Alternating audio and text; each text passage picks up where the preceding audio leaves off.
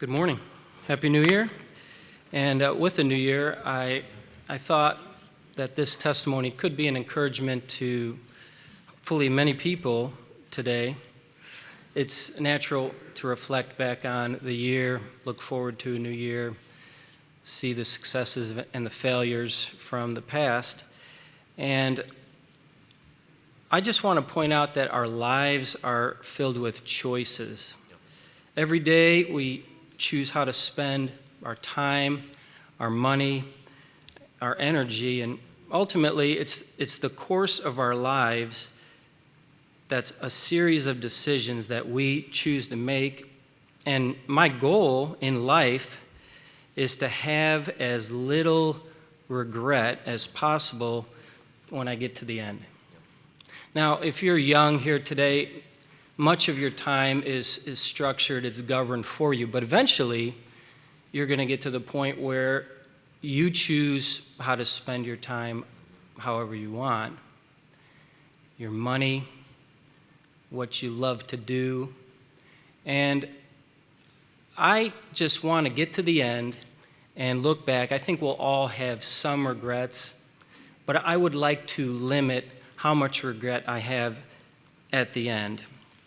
Now, let me just say, there are small regrets that we have, and that's not really what I'm talking about. You go out to eat and you wish you got a Big Mac and you got a chicken sandwich. You know, I'm not talking about that. You come out of the holidays, you overspent, you overate. There might be some regret in that, but those, they have little consequences. I'm talking about the big things. You know, the big choices that you make. And I can stand here today and tell you that I have no regrets with those big choices that I've made. I chose to get saved when God dealt with my heart. I responded as a 17-year-old boy, and I don't regret that one bit. I look back and I think, whoa, where would my life be right now had I chosen my own course in life? I don't like to think where I would be, and I am so thankful for where I am. I have no regrets with marrying my wife. I mean, we are almost celebrating 25 years, and I have no regrets. I am so thankful for the woman that God brought into my life, helped me in so many ways. I have no regrets with being involved with my children's lives. I talk with people, and for whatever reason, they look back and they can't say that. And I'm thankful, and I have no regrets with that.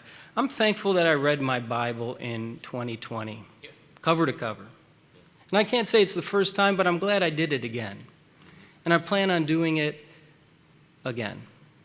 I have no regrets with that. I have no regrets with giving out a tract yesterday. Gave one out yesterday, and I'm thankful that I did.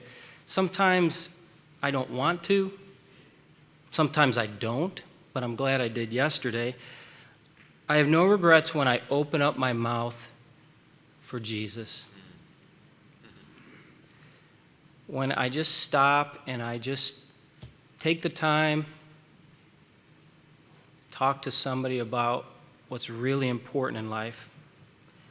I have no regrets with giving to my church.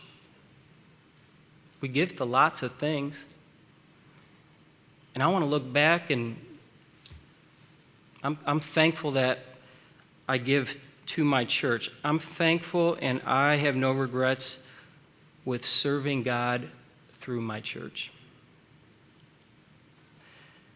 I don't have any regrets with that. When we have regret, it brings things. It brings dissatisfaction. It brings disappointment. It brings sorrow, pain, and ultimately it brings consequences that we don't want. We don't want the consequences sometimes that we have from bad choices. And I just want to close this morning by mentioning somebody that I've recently read about, and his name is William Borden. Now, if you don't know who William Borden was, he was born into a very wealthy Chicago family, Borden Dairy Products. He had all the money that anyone could ever want. And at the age of 7, he was saved under the preaching of R.A. Torrey here in Chicago. And when he was 12, his father sent him for the summer to spend some time with his uncle because his father wanted to just temper his religious zeal, is the way it's described. He figured being on a farm, get his mind off of God and the Bible. But that didn't happen. Even with the hardships of farm life, he continued to read the Bible, and he loved it. When he was 14, he was able to lead his roommate to Jesus Christ when he was at a boarding school in Pennsylvania. And when he graduated high school, as a gift, his father sent William on this around-the-world trip. It took like a year to really just refine him. That was his father's goal. And he sent him with an older man. And that was where his eyes were just first opened to different people, different cultures, different really religions. And it burdened his heart to get the gospel to people around the world. It was on this trip where God called 17-year-old William Borden to be a missionary.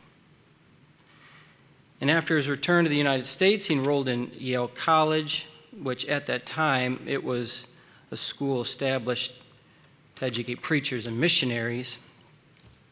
And even there, he continued to mature as a Christian, challenging both himself, his classmates to live for Christ and be a light in a dark world.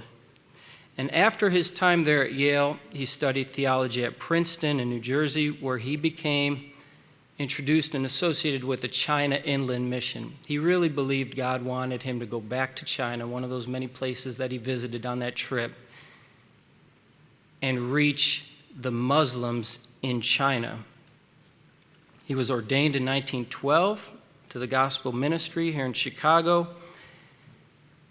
And so, with this desire, he went to Cairo, Egypt, to study Arabic before going to China to reach the Muslims. And it was while he was in Cairo, Egypt, that he contracted spiral meningitis. And at the young age of 25, he died. And some look at that life and they think, what a waste. But I disagree. I think he packed more into that short life than many Christians do in decades. And it challenges me. And it is said that in his Bible, he wrote several things. He wrote, when God began working on his heart to become a missionary, he wrote, "No reserves." And then a few years later, upon graduation from Yale, when he turned down several high-paying job offers, he wrote, "No retreat." And then finally, it's said that after he passed away and looked in his Bible, it said, "No regrets."